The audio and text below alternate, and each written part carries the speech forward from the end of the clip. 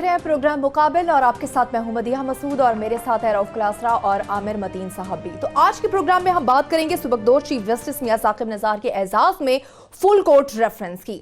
नामजद chief justice Asif Saeed खोसा कल के रोज हलफ उठाने जा रहे हैं। जस्टिस आसिफ सईद खोसा की फुल कोर्ट रेफरेंस से खिताब में फौजी अदालतों के हवाले से भी बातचीत। नए चीफ जस्टिस आसिफ सईद खोसा ने सदर पाकिस्तान को गैर मामूली तजावीज पेश कर दी हैं। सियासतदानों, आर्मी, खुफिया एजेंसियों और जजेस को एक साथ बैठकर मसाइल हल करने की दावत दे दी है। अब सवाल यह है, क्या चारों इदारे एक मेज पर बैठकर इख्तलाफात दूर करने की सलाहियत रखते हैं? क्या जस्टिस आसिफ सईद खोसा के दौर में इन इनकलाबी तजावीज पर अमल हो पाएगा? अदालतों में मुकदमात की ताखीर की जिम्मेदारान के हवाले से भी आज के प्रोग्राम में तफसीली बात करेंगे। फिर हम बात करेंगे वज़ीर आज़म इमरान खान ट्विटर पर कौमी असेंबली की कार्रवाई चलाने लगे हैं। ऐवान में गैर हाजिरी पर इमरान खान के खिलाफ ऑपोजिशन भी फट पड़ी है। साबिक वजीर खजाना इसहाक डार को किसने कैसे फरार कराया? वजीर मवासलात मुराद सईद ने शाहिद खाकान अब्बासी का कच्चा चट्टा खोल कर रख दिया है। आज असेंबली में क्या कुछ होता रहा, इसकी तफसील भी आपके सामने रखी जाएगी। सेफ सिटी प्रोजेक्ट के बावजूद इस्लामाबाद के शहरियों को कातिलों, अगवाकारों, डकैतियों और कार चोरों के हवाले कर दिया गया है। गुज़श्ता 2 बरसों में वफाकी दारुल हुकूमत इस्लामाबाद में 190 अफराद का कत्ल हुआ। दारुल हुकूमत में बढ़ते हुए जराइम पर काबू पाने में नाकाम इस्लामाबाद की पुलिस की कहानी भी आपके सामने रखी जाएगी। और आखिर में हम बात करेंगे 11 जनवरी 2019 को रिलीज होने वाली पाकिस्तानी फिल्म गुम का चर्चा आलमी सतह पर होने लगा है। आलमी अवार्ड से नवाजी जाने वाली फिल्म की कहानी क्या है, ये भी आपसे शेयर करेंगे। तो क्लासरा साहब, फुल कोर्ट रेफरेंस पेश हुआ और नए चीफ जस्टिस की स्पीच, आपके क्या सजेशंस हैं? बिल्कुल ठीक थी स्पीच, कैसे देखते हैं? मैंने भी, आमिर साहब ने भी, हम दोनों ने, हमें ये शौक़ है या ट्रेनिंग है हमारे उस्तादों ने ट्रेनिंग दी हुई कि इस तरह की चीज़ें ना पढ़नी चाहिए, गौर करके जो समझना है तो किसी समझ लें। मेरा ख्याल 8-10 पेजेस की ये तकरीर है, ये उनकी, मैंने सिर्फ इन्हीं की तकरीर मैंने पढ़ी है, पूरी की पूरी पढ़ी है चीफ जस्टिस साहब आसिफ सईद खोसा साहब की। 2-4 चीज़ें इसमें, एक तो वो लग रहा है कि एक उस लिटरेरी आदमी ने लिखी है, क्योंकि लिटरेचर के खुद वो स्टूडेंट हैं, सो वो बड़ा उनकी लैंग्वेज, उनकी खूबसूरती, जो ब्यूटी है ना लैंग्वेज की, आप एंजॉय करते हैं पढ़ते हुए, बोर नहीं होते कम अज़ कम। एक हालांकि इसमें बड़े सीरियस सब्जेक्ट को उन्होंने डील किया जिस पे मैं आता हूँ, तो वो आप इस बुरियत का शिकार नहीं होते। बड़ी फ्लुएंसी और बड़ा खूबसूरत उन्होंने स्टाइल, बड़ा अच्छा है वो सारी चीज़ें। अब आते कंटेंट पे, जो सबसे ज़्यादा उसमें अहम चीज़ें हैं जो मैंने अभी समझने की कोशिश की है।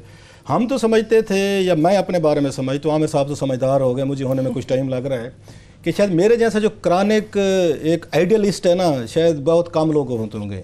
ये सारी 8-10 पेजेस जो चीफ जस्टिस साहब ने लिखे हैं, एक आइडियलिस्ट की, बिल्कुल स्ट्रांग, एक कमिटेड जो आइडियलिस्ट होता है ना, ये उनकी लिखी हुई है, जो एक दुनिया को यहाँ चेंज करने पे बिलीव रखता है और वो समझता है कि आई कैन डू दैट। शायद हो सकता है हमारे जैसे लोग जो इनकी इसमें तकरीर में से ये सोचें कि शायद इतना बड़ा एम्बिशियस प्लान उन्होंने दिया है, 11 महीने आए उनके पास। शायद जो मुझे लगता है, आमिर साहब को पता है, मुझे एस्ट्रोलॉजी से भी थोड़ी सी दिलचस्पी पढ़ता रहता हूँ मैं। इनकी डेट ऑफ बर्थ जो आती है ना, वो तकरीबन यहाँ पे उसका सैजिटेरियस एक इंतहाई कह सकते हैं रोमांस रखने वाले लोग हैं, और वो एंड हो रहा है और आगे कैप्रिकॉर्न आ रहे हैं जो इंतहाई प्रैक्टिकल, प्रैग्मेटिक और बड़े ये परफेक्शनिस्ट होते हैं, अच्छे मैनेजर्स होते हैं। सो उनका कम्बिनेशन आपको ना उनकी तकरीर में भी नज़र आता है। आइडियलिज्म भी है इसमें, रोमांस भी है इसमें, उनके पास ये प्रैक्टिकली ये कुछ करने की भी चीज़ें हैं, और एक एम्बिशियस उनके पास है कि yes I will do that, और मैं इसको करके दिखाऊँगा। हालाँकि मैं समझता हूँ कि मेरे जैसे आइडियलिस्ट भी ये पढ़ के कि इनके पास 10-11 महीने हैं कि जो कुछ उन्होंने लिखा है और जो उन्होंने तजावीज़ पेश की हैं, मुझे नहीं पता कि कितने यहाँ पे मीडिया पे लोगों ने इसको पढ़ा है और इसको समझा है, जो क्योंकि रिपोर्ट तो मैंने कहीं नहीं देखा, जो चीज़ें हमने देखी हैं कि उसको वो कर सकेंगे, क्योंकि महीने इनके पास 11 हैं। जो चैलेंजेस हैं वो बिग हैं, 3-4 बड़ी चीज़ें हैं जो उन्होंने इसमें की हैं। अच्छी तजवीज़ है, मैं ये नहीं कह रहा। एक तो सबसे उन्होंने ये कहा है, जो बड़ी तजवीज़ दी है, वो ये कहते हैं कि हमारा जो सिस्टम है डिलेइंग पे चलता है, जस्टिस सिस्टम जो है, कि यहाँ से इतने ज़्यादा हमने यहाँ टीयर्स हमने बना दिए हैं कि एक पहले यहाँ पर सिविल कोर्ट सुनेगी, फिर उसकी एडिशनल सेशन जज सुनेगा, फिर उसके बाद अपील होगी, हाई कोर्ट में जाएगी, फिर उसका एक और बेंच बन जाएगा, उसी के अगेंस्ट बन जाएगा, फिर वहाँ से सुप्रीम कोर्ट आ जाएगी, लगते लगाते 20-25 साल का अरसा लगता है। वो कहते हैं 4 सिस्टम ऑफ टीयर जो है ना, इसको ख़त्म करें, इसको 3 बनाएं। आप वहाँ पे जो पावर्स हैं, मोस्टली पावर्स जो मुझे इस आगे मैंने जो उसमें समझा है, मोस्टली पावर वो शिफ्ट करना चाहते हैं डिस्ट्रिक्ट जुडिशरी को। کہ وہاں پہ ساری پاورز آپ شفٹ کریں, وہ معاملات کو دیکھیں. لسٹ کیا انہوں نے کہ کون کون سے ایشوز ہیں جن کو وہاں ڈسٹرکٹ جوڈیشری کو دیکھنا چاہیے. ہائی کورٹ لیول کے بھی وہ کام نہیں ہے. اپیل کا جو رائٹ ہے صرف ہائی کورٹ تک رکھیں, اور وہاں فائنلٹی ہو جانی چاہیے پورے جو بھی مقدمات آ رہے ہیں, اور سپریم کورٹ تک یہ کیسز نہیں آنے چاہیے. بہت ریئر کوئی بہت بڑا کیس ہے تو وہ سپریم کورٹ تک آنا چاہیے, ادروائز اس کو ہائی کورٹ کے لیول پر تمام کیسز کو ان کو فائنل ہونا جانا چاہیے. مطلب یہ ہے کہ آپ کو سپریم کورٹ میں کوئی بہت ایکسٹراڈنری چیز ہے تو وہ لے کے آئیں. اور سپریم کورٹ کا کیا کام ہونا چاہیے, جو بات آپ کو یاد ہوگا سیاستدان یہ بات کہتے رہتے تھے, آخر وہ کامیاب ہوئے ہیں, جو کھوسا صاحب بھی ان کی اس بات سے مجھے اگری لگ رہے ہیں, یہ کہ اس کو کانسٹیٹیوشنل کورٹ ہونا چاہیے, صرف لا کی انٹرپریٹیشن کرنی چاہیے, ان کو ان مقدمات میں چیزوں میں نہیں پڑھنا چاہیے. سو وہ ایک بیسک اسٹرکچرل ایک اس کی بات کر رہے ہیں کہ آپ کو پورا جوڈیشل سسٹم کو جو آج تک 70 سال سے ہم دیکھ رہے ہیں اس کی ری اسٹرکچرنگ اور بگ ری اسٹرکچرنگ کی بات کر رہے ہیں. سپریم کورٹ کے رول کو وہ آگے ری ڈیفائن کرنا چاہتے ہیں کہ یہ ختم کریں جو ہمارے پاس روزانہ یہاں پہ, جس میں سو موٹو کی بھی بات کر رہے ہیں کہ سو موٹو نہیں ہونے چاہیے تو بہت ریئر ہونے چاہیے. ہم اس پہ بات کریں گے کہ پاکستان جیسے کرپٹ اور جہاں پہ ریگڈ سسٹم ہوں وہاں پہ سو موٹو کی ضرورت ہوتی ہے یا نہیں ہوتی ہے, ہم اس میں بعد میں آتے ہیں. سو انہوں نے پورا ایک پلان آف ایکشن پیش کیا ہے کہ پاکستان میں جو شکایتیں ہیں کہ 20 سال میں کیسز نہیں ہوتے یا 25 سال میں نہیں ہو سکتے, وہ یہ سمجھتے ہیں اتنا اپیلوں کا حق دے دیا ہے ہم نے اور اتنا زیادہ ٹیئرز ہم نے بنا دی ہیں, ہو نہیں سکتا. دوسرا وہ سمجھتے ہیں کہ اس میں فیصلے نہ ہونے کی وجہ وکیل بھی ہیں کہ جو آپ کے پیش نہیں ہوتے عدالتوں میں, ڈیلینگ ٹیکٹس ہیں, ایڈجرنمنٹ مانگتے رہتے ہیں. انہوں نے اپنا بتایا کہ میں نے اتنے سارے کیسز کو حل کیا ہے, ان کو فیصلہ کیا کیونکہ میں نے ایڈجرنمنٹ دی ہی نہیں ہے. خیر انہوں نے شکریہ بھی ادا کیا وکیلوں کا. دوسری چیز یہ انہوں نے کی ہے اس کے ساتھ وہ جو کہتے ہیں, یہ میں نے آپ کو اس میں, اور وہ یہ بھی کہہ رہے ہیں کہ خصوصی عدالتیں ختم کریں آپ. یہ جتنی اسپیشل کورٹس بنائی ہوئی ہیں ہم نے, سارے کا سارا کام جو ہے نا آپ ڈسٹرکٹ لیول تک لے کے جائیں, وہاں کی جوڈیشری جو ہے ان کو یہ کام کرنے چاہیے جہاں پہ سارے یہ مسائل آ رہے ہیں. اس کے بعد اگلی جو امپورٹنٹ بات وہ کہتے ہیں جس پہ میرا خیال ہے آج بڑی وہ ہیڈ لائنز بنی ہوئی تھیں, وہ فوجی عدالتوں کے حوالے سے ہیں. فوجی عدالتوں میں جسٹ ون لائنر انہوں نے دیا ہے. انہوں نے کہا جناب کہ جہاں پہ آپ کے ملک جو ہوتے ہیں وہاں پہ سویلائزڈ ملک ہوتے ہیں وہاں پہ فوجی عدالتوں کے حوالے سے اس میں کوشچنز آتے ہیں, اور وہ بھی یہ سمجھتے ہیں کہ اس کی اپیل ہے جو فوجی عدالتوں کے اگینسٹ فیصلوں کی اپیل ہے, سپریم کورٹ میں نہیں آنی چاہیے, وہ ہائی کورٹ تک ہو جانی چاہیے. ان کو پاورز ہیں وہ کریں, اور وہ بھی ان کو ڈیلینگ نہ کریں. اس پہ بھی میں تھوڑی سی آ کے اس پہ بات کروں گا. اس پہ پہلے میں ذرا یہ بتا دوں کہ ان کے ذہن میں آ کے اس میں چیزیں کیا ہیں. یہ ان کی بڑی بڑی میجر ان کی یہاں پہ چیزیں ہیں کہ ڈسٹرکٹ لیول پہ جوڈیشری جو ہے ٹرائل بھی کرے, سول کرمنلز کورٹ ہے, مطلب 3 ان کے سسٹم جو بتا رہے ہیں جو میں نے آپ کے ساتھ آ کے اس میں ایکسپلین کیے ہیں کہ آپ ان کو ٹھیک کر دیں. اب 2-4 اس میں چیزیں اور انہوں نے کی ہیں. ایمبیشیس پلان کی طرف میں آ رہا ہوں. وہ یہ کہتے ہیں کہ پاکستان میں ٹروتھ اینڈ ریکنسیلیشن کی ضرورت ہے. یہ سلوگن ہے جو وہاں پہ ساؤتھ افریقہ میں یہ پہلے نیلسن منڈیلا لے کے آئے تھے. اس کے بعد بینظیر بھٹو صاحبہ جب آئی تھیں, ان پہ کیسز تھے, مقدمے تھے, اور سیاستدان ساری کرپشن میں مار دھاڑ میں انوالو تھے, تو بینظیر بھٹو نے بھی نعرہ مارا تھا کہ ٹروتھ اینڈ یا ریکنسیلیشن کمیشن قائم کیا جائے. اس کا مقصد کیا تھا کہ جتنا کچھ بھی ہم نے یہاں پہ غلط چیزیں کی ہیں, جوڈیشری سے کیا غلطیاں ہوئی ہیں جو ان کا پوائنٹ آف ویو ہے, جوڈیشری سے کیا غلطیاں ہوئی ہیں, یہاں پہ ایگزیکٹو سے, بیوروکریسی سے کیا غلطیاں ہوئی ہیں, سیاستدانوں سے کیا ہوئی ہیں, فوجیوں سے, سیکرٹ ایجنسی سے, ان کو بیٹھ کے ایک دفعہ ایڈمٹ کرنا چاہیے جی ہم نے فلاں بلنڈر مارے, ایک دوسرے کی ہم نے انکروچمنٹ کی ہے, میں نے آپ کی پاورز کھا لی ہیں, آپ نے میری پاورز کھا لی ہیں, لہٰذا لیٹس جو کہتے ہیں کینڈیڈ ایڈمیشن ہونے چاہیے. اس کے لیے انہوں نے تجویز دیا صدر پاکستان عارف علوی صاحب کو کہ آپ ایک یہاں پہ نا ایک راؤنڈ ٹیبل ٹائپ ایک آپ اجلاس بلوائیں جس میں سیاستدان بھی بیٹھیں, جس میں آپ کے فوجی بھی بیٹھیں, سیکرٹ ایجنسیاں بھی بیٹھیں, اس میں بیوروکریٹس بھی بیٹھیں, ججز بھی بیٹھیں, اور ہم بیٹھ کے ایک نیا کوڈ آف ایتھکس کہہ لیں, یا ایک اس کو عمرانی معاہدہ جس کو بینظیر بھٹو نے بہت پہلے کہا تھا 1993 کے الیکشنز میں, ایک نیو سوشل کنٹریکٹ کا لکھا نہیں ہے انہوں نے کہ ایک نیو سوشل یہ کنٹریکٹ کی ضرورت ہے, لیکن کہنے کا ان کا یہی مقصد ہے کہ آپ کو بیٹھ کے اپنی تمام پاور جو ہیں civil, military, judiciary, executive, bureaucracy, ہمیں ان کو بیٹھ کے آ کے ری ڈیفائن کرنے کی ضرورت ہے تاکہ آ کے انکروچ مت کریں. مثلا ان کو شکایت رہتی ہے, سیاستدانوں کو رہتی ہے شکایت کی جی کہ فوج نے ہماری طاقت لے لی ہے, فوج کو رہتی ہے جی سیاستدان پورا کام نہیں کر رہے, یہ ایگزیکٹو, بیوروکریسی, بابوز کہتے ہیں جوڈیشری نے ہماری پاور جو ہیں وہ انکروچ کر لی ہیں, لہذا وہ یہ کہتے ہیں ان پہ بیٹھ کے ایک ہمیں بڑے سارے اس کی ڈیلاگ کرنے کی ضرورت ہے کہ کس نے کس کی پاور استعمال کی, اب ہم نے کیا کرنا ہے آگے جا کے. تو بڑا ایک ان کا ایک ایمبیشیس ان کا پلان ہے. اس میں 2-4 چیزیں جو ہیں جو بڑی امپورٹنٹ, مثلا فوجی عدالتوں سے میں شروع کرتا ہوں. مجھے ایک آئی وش کہ تھوڑا سا ٹائم تھا, میں اپنے آرکائیوز میں جا کے دیتا کہ اس میں کیپیسٹی کے ایشو بڑے اسٹرانگ آنے والے ہیں. ہر کوئی یہاں آصف سعید کھوسا نہیں ہے, نہ وہ اتنا بہادر ہے, نہ اتنا ان کے ایشوز کلیئر ہیں، نہ وہ اتنے آ کے اس لیول کی ججمنٹس دے سکتے ہیں، نہ لکھ سکتے ہیں جنہوں نے یہ بات کی ہے.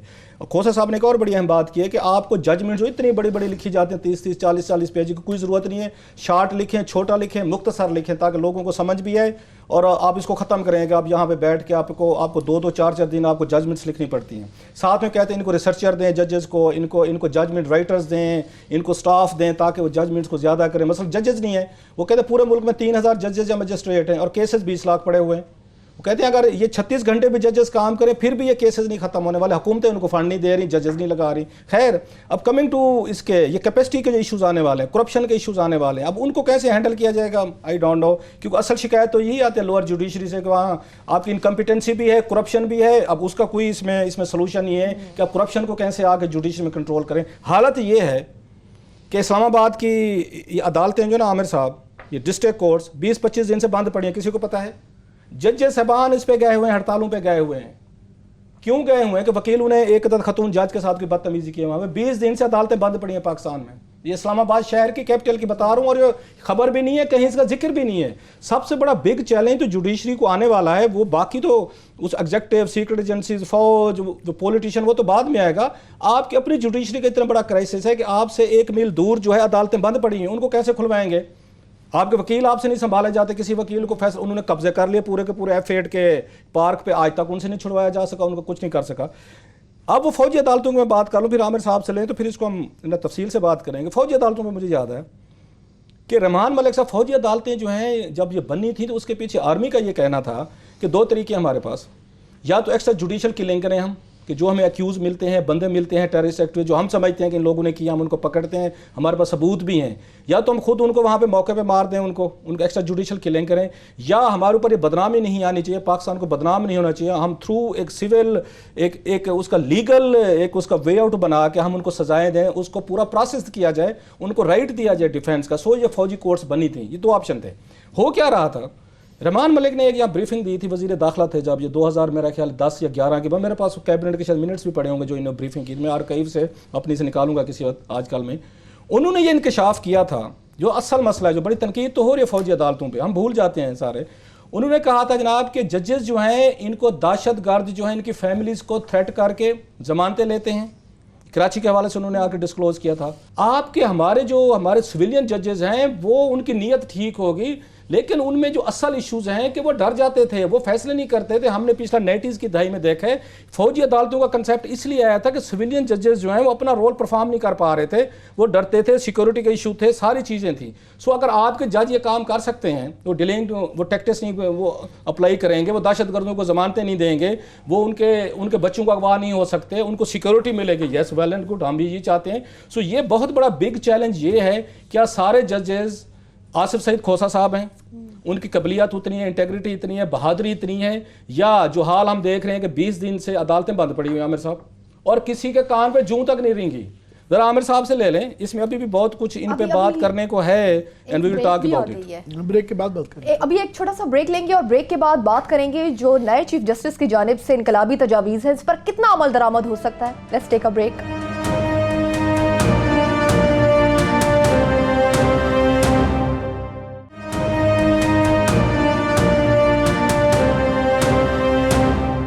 Welcome back. عامر صاحب، آپ کے کیا سجیشنز ہیں؟ جو یہ انیشل سپیچ ہے اس میں جو سجیشنز دیے گئے ہیں، آپ کو لگتا ہے کہ جتنی بھی تجاویز ہیں اس پر عمل درآمد ہو پائے گا؟ یہ صرف آصف سعید کھوسا صاحب کی تقریر آج کی کے متعلق نہیں تھا.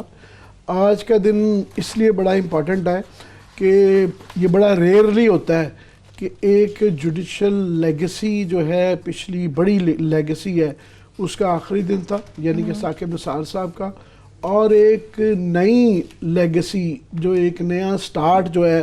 آصف سعید کھوسا صاحب بھی بہت بڑا نام ہے، بڑے عرصے بعد جو ہے ایک ایسا جب چیف جسٹس بننے جا رہا ہے جن کا بہت زیادہ نام ہے کہ ان کا جو عمل، ایک عقل جو ہے، خاص طور پہ جورسپروڈنس کی، قانون سازی، اور ایک انٹلیکچوئل جج، ان کی ریپوٹیشن ہے کہ وہ ایک انٹلیکچوئل جج ہیں، تو وہ آ رہے ہیں. تو اس لیے بڑی زیادہ آنکھیں ٹھہری ہوئی ہیں کہ یہ کیا کریں گے. اور دوسرا یہ ہے کہ جو ثاقب نثار صاحب کا وہ چلے گئے ہیں تو اس لیے کھل کے ان کے اوپر بات ہو سکتی ہے. تو پہلی یہ ہے کہ ثاقب نثار صاحب کی لیگیسی بھی جو ہے یہ چودھری افتخار کے بعد میرا خیال پہلے جج آئے تھے جو انہوں نے جن کا پیٹرن کم از کم ملتا جلتا تھا کہ جوڈیشل ایکٹیویزم کا، کہ چودھری افتخار صاحب نے انہوں نے کیونکہ اس میں اس جوڈیشل ایکٹیویزم کے اندر اس طرح پانی کا مسئلہ، ڈیمز کا مسئلہ، اس طرح جو عوام سے ریلیٹڈ پبلک ایشوز میں بڑی کنٹریبیوشن ہے ثاقب نثار صاحب کی، اس میں کنٹریبیوشن کہ انہوں نے ان میں ہاتھ ڈالا اور کافی سارے مسئلے حل کیے. مگر یہ ایک ان کی اگر تھوڑی سی سکسیس ہے تو دوسرا یہ ریاست کا فیلئر ہے، یہ گورنمنٹس کا فیلئر ہے، اداروں کا فیلئر ہے کہ یہ تمام معاملات جو ثاقب نثار صاحب کو کرنے پڑے ان دا فرسٹ پلیس یہ ریاست کو اور گورنمنٹ کو اور اداروں کو کرنے چاہیے تھے. کیونکہ نہیں یہ کر پا رہے تھے تو یہ عدالت کے پاس آ گئے اور کافی لوگوں کو اس پہ شکایت رہتی تھی. ویسے ہمارے جیسے چند لوگ تھے، ہم کہتے تھے کہ جب اگر ریاست نہیں کر رہی کسی نہ کسی کو تو کرنا ہے تو کرنا چاہیے تھا. جس طرح مگر اس کے اندر کیونکہ بڑا ڈائسی کام ہوتا ہے، مشکل کام ہوتا ہے، سینسٹیو ہوتا ہے، تو ایک ادارے کا جب یہ کام نہ اور اس کو یہ کرنا پڑ جائے تو پھر انگلیاں بھی اٹھتی ہیں. تو جس طرح افتخار چودھری صاحب کی ان کا ایک بڑی کنٹریبیوشن تھی، مگر یہ ہے کہ پھر انگلیاں اٹھنے لگ پڑی تھیں کہ جناب یہ آپ غلط طریقے سے کر رہے ہیں. ان کا تو خیر بعد میں پھر ارسلان صاحب والے کیس ہو گیا تو وہ بیچارے بالکل ہی نیچے ہی بیٹھ گئے. تو ان کے اوپر بھی جو ہے نا جو پھر شکایت آنی شروع ہو گئی ہوئی تھی وہ یہ ہے کہ وہ جو انگریزی میں جسے کہتے ہیں نا پلینگ ٹو دا گیلریز، کہ انہوں نے بھی نظر آیا کہ یہ بھی تھوڑا سا نا ان کو بھی شوق پڑ گیا کہ میری بھی سرخیاں لگیں، میری بھی ہیڈ لائنز لگے. اور پھر یہ ایک ان کا ایک سٹائل بن گیا تھا کہ آبزرویشن بہت زیادہ دیتے تھے کہ مقدمہ کدھر جا رہا ہے اور آبزرویشنز بہت زیادہ دے رہے ہیں، اور اس کے اندر ایک مسیحا بننے کی ایک بہت زیادہ شوق چڑھ گیا تھا ان کو.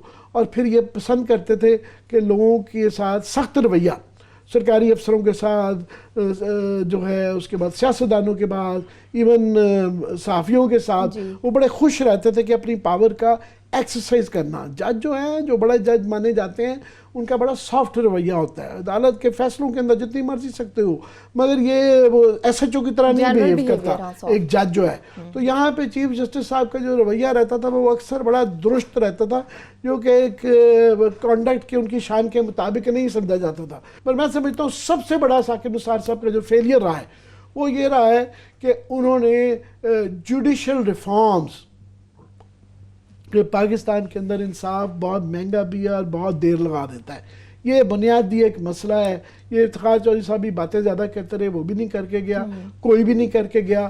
انہوں نے محنت بڑی کی، انہوں نے فار ایگزامپل جمعہ ہفتہ اتوار کی بھی چھٹی نہیں کی، شام تک رات تک بیٹھے اور ججز کو بھی بٹھایا، خود بہت محنت کی اپنے مقدمات نپٹانے میں. مگر یہ کوئی ایسا نظام کی درستگی نہیں کر کے گئے جس کے ذریعے جس کی امید اب ہمیں آصف سید کھوسہ صاحب کی ہے کہ انہوں نے اپنی اس تقریر میں جو ذکر کیا ہے کہ جو بکلا صاحب نے بڑی اچھی لمبی اس پہ روشنی ڈالی ہے کہ ٹیئرز کیسے کم ہونے چاہیے. بنیادی طور پہ ہمارا کیا نظام ہے؟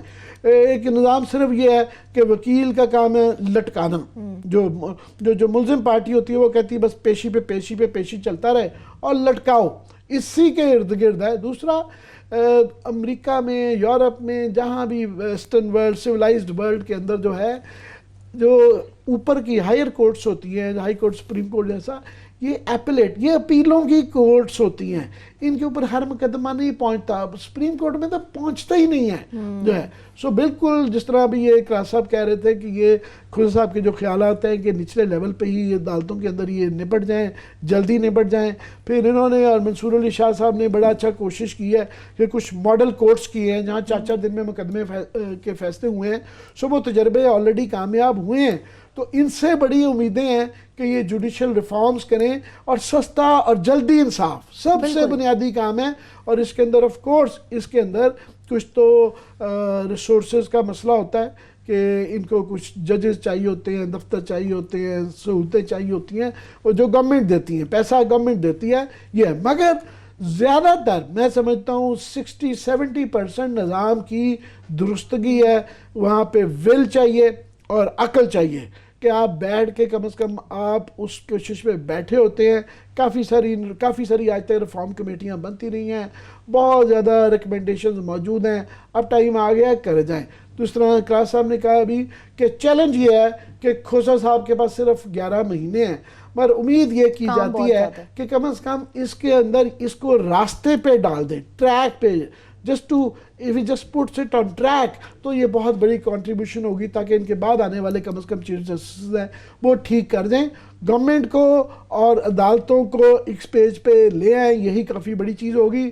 باقی وہ جو باتیں ہیں کہ جناب وہ ISI کو اور وہ ٹروتھ اینڈ ریکنسیلیشن وغیرہ، میرا خیال ہے اس کام میں نہ ہی عدالتیں پڑھیں تو بہتر ہے۔ وہ اس لیے کہ یہاں پہ جو بھی ابھی بات کریں گے، آج اس سے ریلیٹڈ تقریریں بھی ہوئی ہیں، اس سے 2 پولیٹیکل پارٹیز ہیں، وہ اس وقت ان کے اوپر بڑے خوفناک قسم کے کرمنل مقدمے ہیں، تو وہ ان کو وہاں پہ یہاں پہ یہ وہ نیلسن منڈیلا والی صورتحال نہیں ہے یہاں پہ کہ بہت عظیم آدمی تھا اس کو ناجائز طریقے سے، یہاں تو الٹا ہے کہ یہاں پہ وہ مقدمے ہونے نہیں دے رہے، یہاں پہ انصاف جو ہے کہ راہ میں ان کے انصاف کا ہونے سے ان کا ذاتی نقصان ہے، اس لیے وہ نہیں ہونے دیں گے۔ یہاں ریکنسیلیشن والا مسئلہ نہیں ہے، یہاں زیادتی والا مسئلہ نہیں ہے، یہاں تو یہ کہ بنیادی انصاف نہیں ہو رہا، اس کام میں نہ پڑے، اسی میں کر لیں تو بہت بڑی بات ہے۔ کلاسرا صاحب واقعی یہ بات تو صحیح ہے، بنیادی انصاف ہی نہیں ہو پا رہا، سینکڑوں جو زیر التوا کیسز ہیں وہ ابھی ان کو سننا ہے، غریب عوام بیٹھی ہے لائن میں، تو وقت کم ہے، توقع تو بہت زیادہ ہے۔ اب مسئلہ یہ ہے کہ بالکل اس پہ عامر نے بڑی اچھی بات کی، میں وہاں سے پک کروں گا، جو نیکسٹ ہماری ڈیبیٹ اسی پہ ہم ابھی کرتے ہیں۔ سوال یہ ہے کہ ہر کوئی آصف سعید کھوسا نہیں ہے، انہوں نے یہ بیڑا اٹھایا یہ سمجھتے ہوئے کہ یہ پروونسز میں بھی اور نیچے جو جوڈیشری میں بھی آصف سعید کھوسے جیسے لوگ بیٹھے ہیں جنہوں نے پورا بیک لاگ انہوں نے لکھا ہے میں نے ختم کیا کرمنل کیسز کا، تو وہ بھی کر دیں گے۔ عامر نے بات کی ہے کہ یہاں تاریخ پہ تاریخ، یہ وکیل تاریخ پہ تاریخ کیوں لیتا ہے؟ سب نہیں کرتے، کوئی 5-10 اچھے دانے بھی نکل آتے ہیں اس میں سے۔ انہوں نے اپنے موکل سے نا پہلے ایک دفعہ فیس لیتے ہیں، 50,000 روپے لے لیا، لاکھ روپے لے لیا، جو بھی کیس کی فیس ہے، 2 لاکھ 50 لاکھ جو بھی، پھر ہر پیشی پہ جانے کے علیحدہ پیسے لیتے ہیں، ان کا منشی علیحدہ لیتا ہے، وہ علیحدہ لیتے ہیں، پھر کورٹ کا ریڈر علیحدہ رہتا ہے، پولیس والا علیحدہ رہتا ہے، مطلب وہاں درجنوں لوگ ہیں جو پیسے لیتے ہیں، یہ ان کے اسی پیشی کے ساتھ کام چل رہے ہیں۔ ذرا جج صاحب اس پہ ہی فوکس کر لیں کہ کتنے بڑے بڑے وکیل ہیں، جب انہوں نے کیس پکڑنا ہوتا ہے تو وکیل صاحب میری طرح ٹائی کوٹ پہن کے بڑا سا منہ لے کے خود پیش ہوتے ہیں، فیس لینی ہے نا، ایک دفعہ فیس لے لیے، سائن ہو گیا، اس کے بعد ان کا جونیئر ان کو اگلے ان کو 10 سال ڈیل کرتا رہتا ہے، وہ اپنے پیسے لے لیتے ہیں، فیس لے لیتے ہیں، پھر وہ واپس بھی نہیں کرتے، وہ پھنس جاتے ہیں۔ یہ بیسک مسئلہ انہی کے ساتھ ہے، اور اتنے ہمارے ججز صاحبان ڈرتے ہیں وکیلوں سے۔ اسلام آباد کی میں بتا رہا ہوں 20 دن سے بند پڑی ہے اور ججز ہڑتال پہ ہیں، وکیلوں نے ان کی اور چپ ہے، خاموشی ہے یہاں پہ ایک۔ اصل مسئلہ جو ہے جس میں یہ کھوسا صاحب نے اس میں ذکر نہیں کیا، وہ لوور جوڈیشری میں لوگ اس کے کرپشن کے ہاتھوں تنگ ہیں سر، اس کو کیسے ایڈریس کریں گے؟ دوسرا کیپیسٹی کے مسئلے ہیں، پروونشل اس میں ہائی کورٹس میں جو آپ چیزیں بھیج رہے ہیں، وہاں پہ جو جج صاحبان کی تقرری کے آپ کا طریقہ کار ہے وہ کس طرح کا ہے سر؟ جو مشہور چیمبرز ہیں، بڑے بڑے وکیلوں کا چیمبرز، اپنے وکیل اٹھا کے وہ ان کو جج لگوا لیتے ہیں، ان کی انویسٹمنٹ ہے سر، وہ اگلے 30 سال 32 سال ان کا جج لگ جاتا ہے چیمبر کا، وہ آرام سے ان کے کیسز کرتے رہتے ہیں۔ ایک دفعہ میں نے آپ کو بتایا نہیں تھا کہ یہاں پہ لڑائی ہو گئی تھی، اس میں یہ اس وقت گورنر صاحب یہ تھے سلمان تصیر صاحب تھے، زرداری صاحب اور یہاں بابر روان صاحب تھے، انہوں نے ججز کی لسٹ بھیجی، خواجہ شریف صاحب تھے کہ لاہور ہائی کورٹ میں ان کو ایڈ ججز لگے 23، اس سے شہباز شریف صاحب وزیر اعلیٰ تھے، یہ ڈٹ گئے، انہوں نے بابر روان صاحب اور گورنر سلمان تصیر اور زرداری صاحب، انہوں نے کہا ہم تو نہیں لگاتے۔ اچھا میں نے پوچھا ایک دفعہ میری ان سے یہ ملاقات ہوگی تصیر صاحب سے، میں کہا جی آپ کیوں نہیں لگا رہے، کیا مسئلہ ہے؟ مجھ سے وہ کہتے ہوں گے کہ جناب رؤف صاحب یہ بتائیں آپ یہ بائی نسل کیا ہیں؟ آپ کشمیری ہیں؟ میں کہ نہیں سر۔ وہاں کہ لاہوری ہیں؟ میں کہ نہیں سر۔ وہاں کہ کبھی وکیلوں کا چیمبر دیکھے؟ میں کہ نہیں سر۔ وہاں کہ سن لیں پھر، وہاں کہ میں خود کشمیری ہوں، میں خود لاہوری ہوں، میں وکیلوں کا چیمبر ڈالتا ہوں۔ انہوں نے مجھے 23 میں سے 13 نام گن کے دیے، انہوں نے کہا جناب یہ 13 جو ہے نا یہ کشمیری ہیں۔ تو میں کہ سر اس سے کیا فرق پڑتا ہے؟ اس نے کہا چیف جسٹس صاحب کشمیری، خواجہ شریف، شہباز شریف صاحب جو یہ ریکمنڈیشن مجھے بھیج رہے ہیں یہ کشمیری، میں کشمیری۔ اس نے کہا اگر آپ اس طریقے سے برادریاں بھر دیں گے، انہوں نے کہا یہ الفاظ تھے ان کے، انہوں نے کہا جناب یہ سارا کا سارا بندوبست کیا گیا ہے، اگلے 30 سال کے لیے شریف خاندان نے اپنا بندوبست کر لیا کہ ہمارے کیس اسٹے بھی ملتے رہیں گے اور ہمارے خلاف جو بھی آرڈر ہوں گے نہیں ہوں گے ضمانتیں بھی ہوتی رہیں گی۔ ابھی حمزہ شہباز شریف صاحب کو دیکھ لیں، بادشاہ ECL سے نام نکلوا کے 10 دن کی اجازت مل گئی ہے۔ یہ نیب پہ انہوں نے یہاں پہ آ کے بہت سارے انہوں تبرے پڑھے تھے کہ اسحاق ڈار کیسے پاکستان سے باہر چلا گیا ہے، ECL پہ نام کیوں نہیں ڈالا؟ یہ نیب پہ تنقید ہوئی تھی، ادھر کہا ہے کہ جناب حمزہ شہباز شریف کا نام کیوں ECL پہ ڈال دیا جناب۔ اب نیب کے افسران خوف زدہ ہیں، ڈرے ہوئے ہیں کہ جوڈیشری نے تو ہاتھ ہم سے اٹھا لیے ہیں، کل کو انہی لوگوں نے پاور میں آنا ہے، انہوں تو ہمیں آ کے سکور سیٹل کرنے ہمارے ساتھ، ان کو انہوں نے وہاں اندھیرے میں چھوڑ دیا. جنہوں نے GITs بنائی, اسٹیٹ بینک کے لوگ ہوں, SCCP ہوں, FBR, اس میں آپ کہہ لیں, آپ FIA کہہ لیں, ان کو درمیان میں چھوڑ دیا کہ سیاستدان جانے, حکومتیں جانے, جو ان کے ساتھ سیٹل کرنے نہیں کرنا.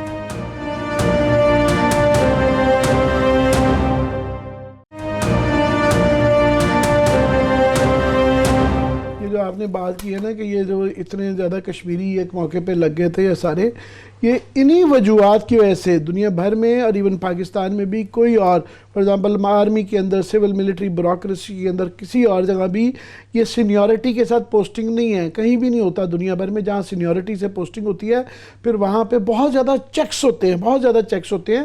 تو یہ ہے تو چیز غلط. چیف جسٹس اس وقت جو عدالتوں کے اندر ہے کہ سینئر موسٹ جج ہے وہی چیف جسٹس بنتا ہے, یہ وہ اس لیے کرنا پڑ گیا انہی وجوہات کی وجہ سے کہ افتخار چودھری صاحب نے اپنے دور میں یہ والا امپوز کیا. یہ شاید کافی سارے اس طرح کے جو ہے ایک اخلاقی تقاضے پوری شاید یہ بات نہ کرتا ہو, مگر یہ کیونکہ اسی طرح کے اپنی برادریزم پہ کرنا, پولیٹیکل گراؤنڈز پہ کرنا, اپنی مرضی کا جج لگانا, اس کی وجہ اس کا ریئیکشن یہ ہوا ہے کہ یہ والا پھر یہ سینیورٹی پرنسپل کرنا. اور سوچتے ہیں ہم کہ شاید دیکھتے ہوئے حالات یہی ٹھیک تھا, ورنہ یہ پینما کا فیصلہ جو آیا ہے یا باقی کئی جو ججز ہیں وہ جو چیف جسٹس بن گئے ویسے نہ بن پاتے.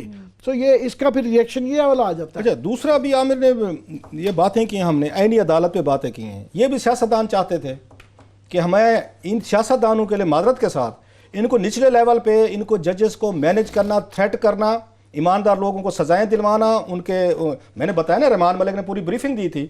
یہ آپ یہ بہت ولنریبل ہو, سپریم کورٹ تک ان کی تھریٹ کام نہیں کرتی سیاستدانوں کی یا بڑے طاقتور مافیاز کی, اس لیے سپریم کورٹ ان کو مینیج کر سکتے ہیں. کھوسا صاحب نے اگر یہ ساری چیزیں اٹھا کے, آئیڈیلی بڑی زبردست ہے یہ ان کی تقریر جو ہے نا, اگر میں سمجھوں یہ وہاں پہ آپ نے ان کو امریکن آڈینس کو سامنے رکھ کے کی ہوگی. یورپین آڈینس کے لیے بڑی خوبصورت تقریر ہے یہ, جہاں پہ بالکل ایماندار وہاں سسٹم بھی ہے, لوگ بھی ہیں, اپریشیٹ کرتے ہیں. بیسیکلی میں نے کہا نا ایک آپ کے اندر کا آئیڈیالزم ہے, آئیڈیالسٹ نے لکھی ہے.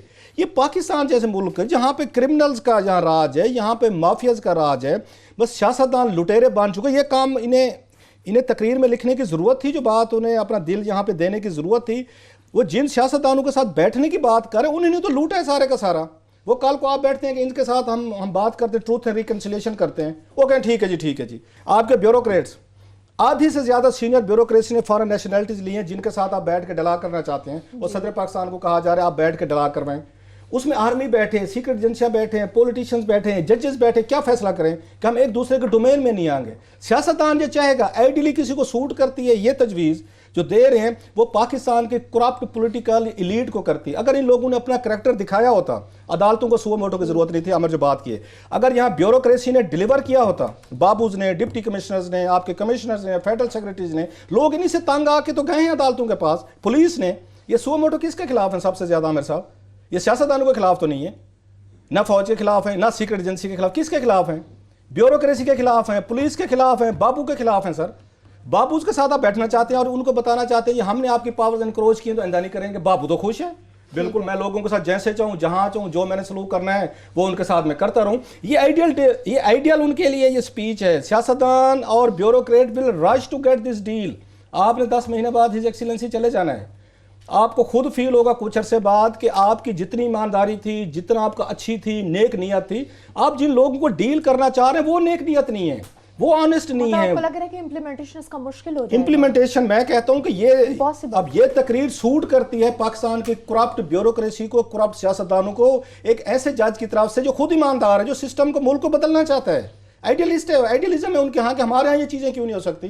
بھئی امریکہ میں سپریم کورٹ ایسے اپریٹ کرتی ہے, وہاں پہ برٹن میں ایسے کرتی ہے, ایون آپ کے یورپ میں کرتی ہے. وہ تو چاہتے ہیں کہ پاکستان کا جوڈیشل سسٹم, اس کو پڑھنے کے بعد وہ تو اس کو یورپین ماڈل پہ چاہتے ہیں, American model. It's a good thing, ہم سے کوئی بہتر لوگ ہیں, ہم بہتر کیوں نہیں ہو سکتے. لیکن وہ اس ملک میں ساری جدادیں لوٹ کے لے گئے, بہر انہوں نے بنا رہی ہیں. یہاں بابوز نے فارن نیشنلٹیز لے کے, آپ نے دبئی میں پراپرٹیز انہوں نے لے لیا, دنیا بھر کے ان کے پاس ٹائٹلز ہیں.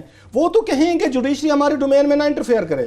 وہ انہوں نے اگر ڈیلیور کرنا ہوتا, سیاستدانوں نے, پارلیمنٹ نے, ہمارے سول ملٹری بیوروکریسی نے, ہمارے یہاں پہ ہمارے بابوز نے, تو سر آپ کے پاس جو سو موٹو اپنی خوشی سے تھوڑی لیتے ہیں. سر یہ گیپ آپ کریٹ کریں گے, دیکھیں گے کہ it will create big mess. Excellencies آپ کی نیت ٹھیک ہے, جن کے ساتھ آپ نے ڈیل کرنے نا ہاتھ ملانا چاہ رہے ہیں یہ ان کی نیت ٹھیک نہیں ہے. نیت ٹھیک ہوتی تو آپ کو یہ تقریر کرنے کی ضرورت نہیں تھی. ایک یہاں پہ ڈپٹی کمشنر ہے اسلام آباد کا, ان کا حمزہ شفاعت نام ہے, ایک ایکٹیو ہوا ہے اور لوگوں کو فیل ہوتا ہے کہ جناب کو کچھ چینج ہے یہ اسلام آباد کی حد تک. ایک بیوروکریٹ, باقی سوئے ہوئے ہیں, پورے کا پورا پنجاب بھی سویا ہوا ہے کے پی کے, اور بلوچستان بابو بن کے بیٹھے ہوئے ہیں. سو سر آپ ضرور آپ اپنے آئیڈیالزم پہ قائم رہیں, یہ تمام کی تمام یہاں پہ چیزیں کریں. یہ ٹروتھ ریکنسیلیشن کمیشن کا مطلب ان کے نزدیک یہ ہے کہ ہم نے جو کچھ کھایا پیا ہے آپ نے ہمیں کچھ نہیں کہنا. آپ کے ساتھ سر آپ کی جوڈیشری نہیں تعاون کرے گی. پہلے تو کل کہیں نا ذرا کھوسا صاحب کو پہلا آرڈر کل یہی کرنا چاہیے, ان کو ججز کو بلانا چاہیے ذرا یہاں پہ اسلام آباد ہائی کو اس کے ڈسٹرکٹ کورٹس کے, کہ حضور 20 دنوں سے آپ نے کیوں ہڑتال کی ہوئی ہے, آپ عدالتوں میں کیوں نہیں بیٹھ رہے. پہلا نوٹس اسی پر ہونا, پہلا نوٹس اس پہ ہونا چاہیے نا. آپ کو تو یہ نوٹس لینا چاہیے جو انہوں نے وہاں پہ وکیلوں نے قبضہ کر لیا یہاں پہ پارک پہ F8 کے, اس پہ کریں. سو آپ کو ریزسٹنس وہاں سے آنی ہے. بہرحال اس طرح کی ان کی ہے اپروچ ہے. ٹھیک ہے, آنے والا وقت ہی بتائے گا پھر جو سجیشنز دی گئی ہیں اس پر کتنا عمل درآمد ہوگا. ٹویٹر پر قومی اسمبلی کے اجلاس کی کارروائی کون چلا رہا ہے, اس کی ڈیٹیل ایک چھوٹے سے بریک کے بعد. اسٹے ود اس.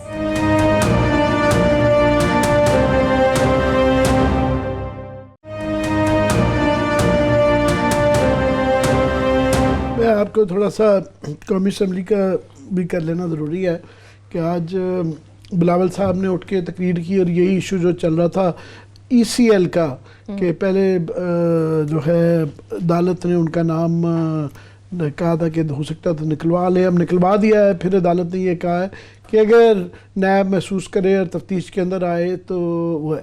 اس پہ بلاول کا اس لیے افسوس ہوتا ہے کہ یہ ایک امید تھی کہ یہ پیپلز پارٹی ہے کہ ماضی کی بہت بڑی پارٹی رہی ہوئی ہے, اس کی جمہوریت کے لیے, انسانی اقدار کے لیے پاکستان میں بہت زیادہ سٹرگل رہی ہوئی ہے.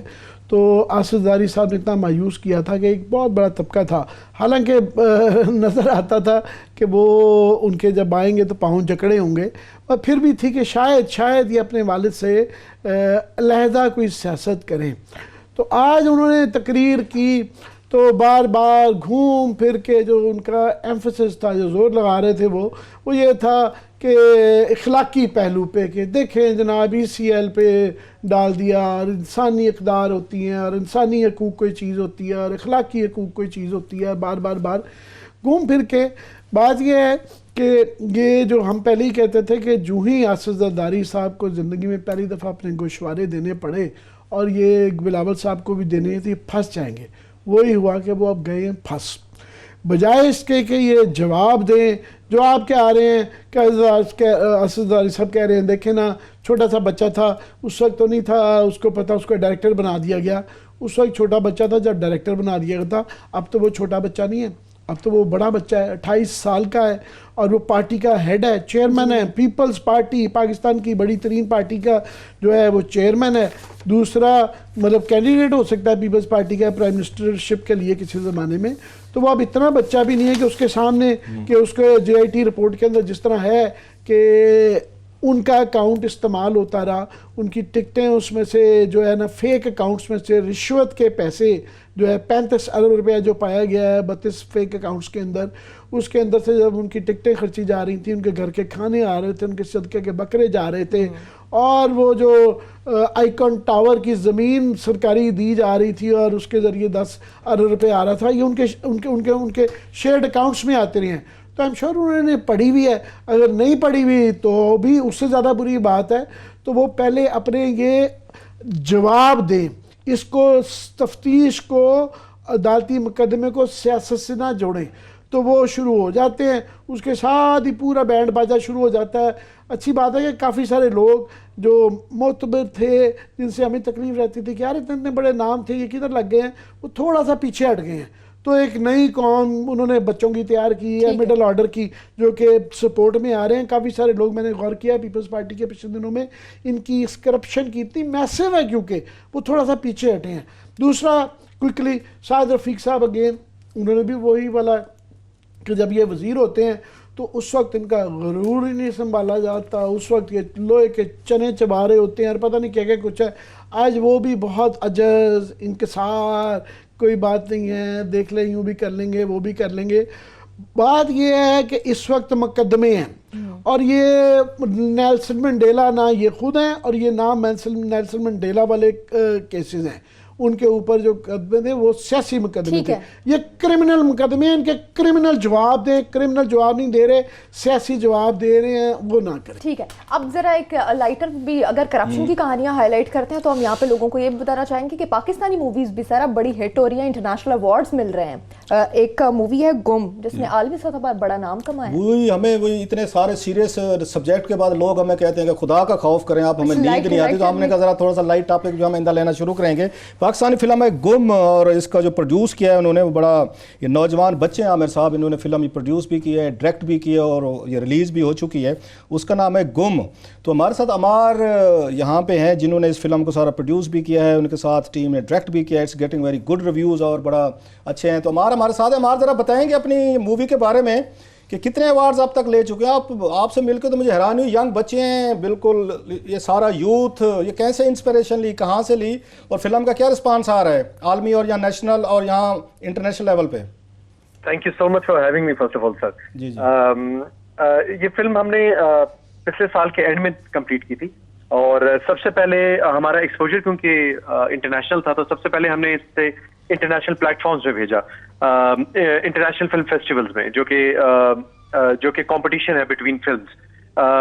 یہ پاکستان کی ہسٹری کی واحد فلم ہے جو 8 انٹرنیشنل فلم فیسٹیولز میں سلیکٹ ہوئی, 6 مختلف ملکوں میں, انڈیا سے لے کر Canada, U S, Spain, Russia تک.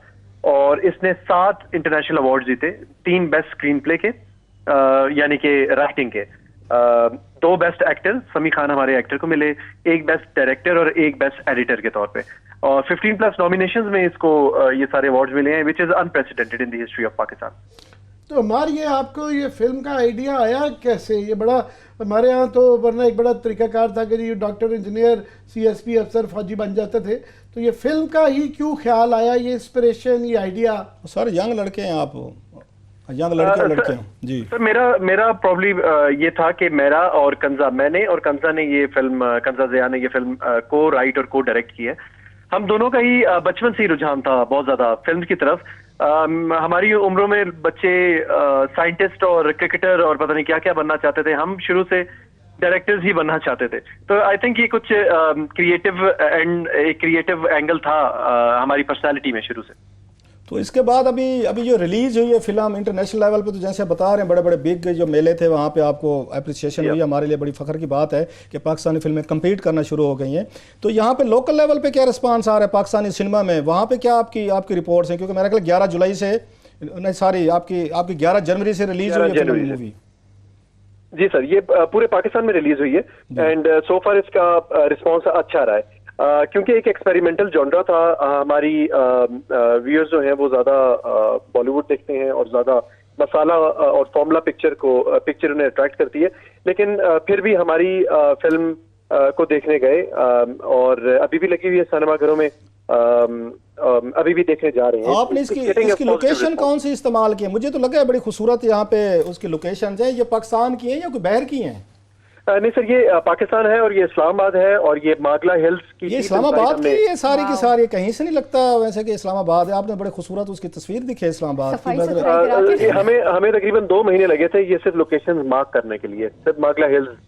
تو I can actually tell you کہ ماگلا ہل کا کون سا کونا کس طرف جاتا ہے اور کیسا دکھتا ہے اندر تک. یہ ہمارے اس کی تھوڑی سی بڑا تھیم جو ہے, ہماری جو روایتی فلمیں ہیں وہ تو بڑی ٹپیکل ایک جیسی ہوتی تھی, اس کی بڑی تھوڑی سی ڈفرینٹ قسم کی لگ رہی ہے. Tell us about the theme, کہ اس کی تھیم ہے کیا, یونر کیا, کس اس میں فٹ ان کریں گے آپ اس کو؟ یہ ہے کرائم سسپینس ایکشن مووی ہے. ایک شخص کی کہانی ہے جو جنگل کے بیچ میں اٹھتا ہے, اس کے ساتھ ایک بیگ بھرا ہوتا ہے پیسے کا, اور اس کو کوئی میموری نہیں ہوتی. And now he has to face the consequences of the actions that he doesn't even remember. بہت شکریہ آپ کا ہمارا, thank you very much. We hope you will continue with it. Aamir Sahab ایک آپ کے ساتھ خبر شیئر کروں, اگلے ہفتے ہم کریں گے, ہم تھوڑا سا اس طرح لائٹ ٹاپک, سیریس ٹاپک لیں گے کہ مولا جٹ فلم پہ بہت بڑی کنٹروورسی شروع ہو گئی ہے. مولا جٹ جو آ رہی ہے بلال اشاری صاحب نے بنائی ہے, کیونکہ وہاں سے ان کے کیمپ سے کچھ شکایتیں آ رہی ہیں, اور ہم ان سے بھی بات کریں گے جو دوسری جن پہ ایلیگیشن لگا رہے ہیں. میں ذرا دونوں پارٹی سے بات کر لوں کہ وہ یہ سمجھتے ہیں بلال اشاری صاحب ینگ لوگ ہیں جنہوں نے فلم بنائی ہے اس پہ, اور اس کا ٹریلر آیا تھا, بڑی کنٹروورسی بھی ہوئی تھی, بڑا لوگوں نے دیکھا بھی ہے کہ وہ یہ سمجھتے ہیں کہ ہمیں بلیک میل کیا جا رہا ہے ایک اور پارٹی کی طرف سے ان دا نیم آف رائٹس آف مولا جٹ. جی تو اس پہ وہ کوئی ان سے 20 کروڑ روپیہ مانگا جا رہا ہے جو دوسری پارٹی وہ کلیم کر رہی ہے. انہوں نے بھی کیس کوئی عدالتوں میں کیے ہوئے ہیں. میں ان سے دونوں پارٹی سے ذرا بات چیت کر کے تو وی ول ٹرائی کہ ہم ان کو کسی وقت ان سے بات کریں, کیونکہ اگین یہ بھی ینگ بچے ہیں. بلال اشاری انہوں نے بڑی اچھی ان کی باتیں ہم سنتے رہے, فلموں کے حوالے سے چیزیں آتی رہتی ہیں. سو مجھے انہوں نے اپروچ کیا تھا کہ ہمارے ساتھ یہ چیزیں ہو رہی ہیں, تو میں وہ جن پہ وہ الزامات لگا رہے ہیں میں ان کا نام نہیں لے رہا ابھی, میں ان سے بات چیت کر کے تو نیکسٹ ویک ہم مولا جٹ کی بھی ذرا یہ لے کے آئیں گے کہ اس میں کون کس کو بلیک میل کر رہا ہے, کس کا کتنا شیئر بنتا ہے, رائٹس کا کیا مسئلہ ہے, ہوتا ہے نہیں ہوتا. تو اس کو تیاری کے ساتھ نیکسٹ ویک ذرا آپ کے ساتھ وہ سٹوری بھی شیئر کریں گے. مولا جٹ دوبارہ بن رہی ہے یہ خبر ہے, بن چکی ہے اس کے رائٹس پہ لڑائی ہے, بالکل رائٹس کا پرابلم ہے, اور یہی پھر نیکسٹ پروگرام میں ڈسکس ہوگا. آئی ہوپ آج کا پروگرام آپ کو اچھا لگا ہے, اور اگر اللہ نے چاہا تو پھر آپ سے دوبارہ بھی ملاقات ہوگی. اللہ حافظ.